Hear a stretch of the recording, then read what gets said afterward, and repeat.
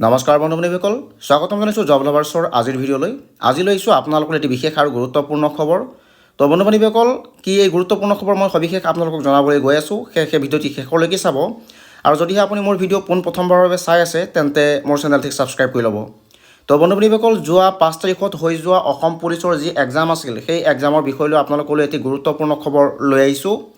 আৰু সেই গুৰুত্বপূৰ্ণ খবৰ হৈছে state level police recruitment board Assam গুৱাহাটীৰ ফালৰ পৰা আপোনালোকলৈ এটা নতুন আপডেট দিয়া হৈছে। আৰু কি এই আপডেট মই আপোনালোকক জনাবলৈ গৈ আছোঁ। আপোনালোকে SLPRB assam.in চাব আৰু আপোনালোকে ৰিক্ৰুইটমেণ্ট নটিচত দেখা পাব নিউ আপডেট দিয়া হৈছে 28/02/2025।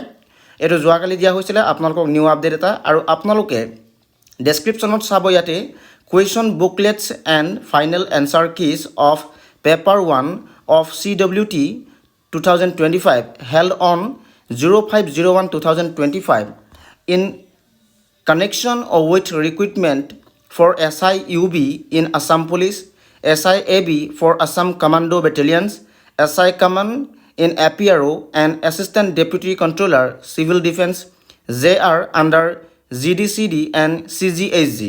তো বন্ধু-বান্ধৱীসকল, আপোনালোকে ইয়াত দেখিবলৈ পাইছে আপোনালোকৰ যি 5 জানুৱাৰীত হৈ যোৱা অসম পুলিচৰ যি এক্সাম আছিল, সেই এক্সামৰ কুৱেশ্যন পেপাৰ ABCD এই সকলোবিলাকৰ এনচাৰ কি দিয়া হৈছে আপোনালোকে চাবলৈ পাৰিব। ইয়াতে দেখুওৱা হৈছে question paper set A final answer কি দিয়া আছে সেট A, আৰু ইয়াতে কুৱেশ্যন পেপাৰ সেট B দিয়া আছে, ফাইনেল এনচাৰ কি সেট B দিয়া আছে।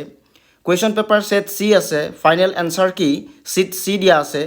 কুৱেশ্যন পেপাৰ সেট D দিয়া আছে আৰু ফাইনেল এনচাৰ কি সেট D দিয়া আছে। তো বন্ধু-বান্ধৱীসকল, আপোনালোকলৈ বিশেষ আৰু গুৰুত্বপূৰ্ণ খবৰ আৰু অতিকৈ শুভ খবৰ যে আপোনালোকৰ যি হৈ যোৱা অসম পুলিচৰ 5 তাৰিখে হৈ যোৱা অসম পুলিচৰ যি এক্সাম আছিল, সেই এক্সামৰ এনচাৰ কিসমূহ আপোনালোকৰ সন্মুখত মুকলি কৰি দিয়া হৈছে। আৰু আপোনালোকে আপোনালোকৰ এনচাৰ কিসমূহত ক্লিক কৰি চাবলৈ পাৰিব যে আপোনালোকৰ কিমান শুদ্ধ আৰু কিমান ভুল হৈছে আপোনালোকৰ পৰীক্ষাত আপোনালোকে সবিশেষ জানিব পাৰিব। তো বন্ধু-বান্ধৱীসকল, আপোনালোকক মই দেখুৱাবলৈ চেষ্টা কৰিম। ইয়াতে আপুনি কুৱেশ্যন পেপাৰ সেট Aত আপুনি ক্লিক কৰি দিব। ক্লিক কৰি দিলে আপোনালোকৰ সন্মুখলৈ আপোনাৰ যি কুৱেশ্যন বুকলেট A যি আছিলে সেই পেপাৰখন আপোনালোকৰ সন্মুখলৈ খোল খাই আহিব। আৰু আপোনালোকে আপোনালোকৰ কুৱেশ্যন পেপাৰখন সম্পূৰ্ণখিনি পাই যাব।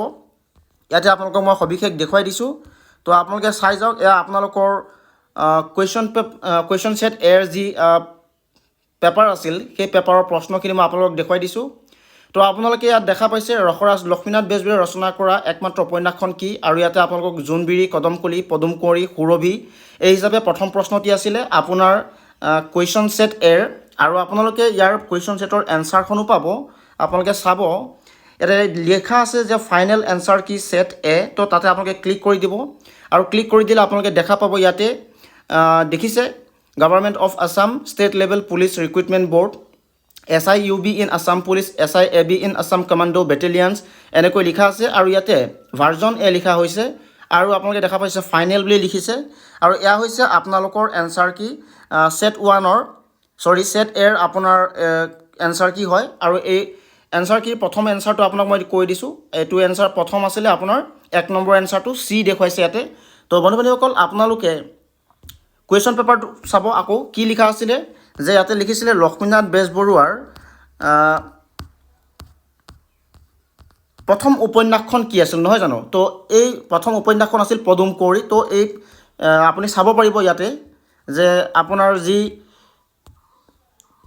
এনচাৰ চিট আছে, এনচাৰ চিটখনতো আপোনাৰ ইয়াতে দেখুৱাইছে 1 নম্বৰ এনচাৰ আছিলে C।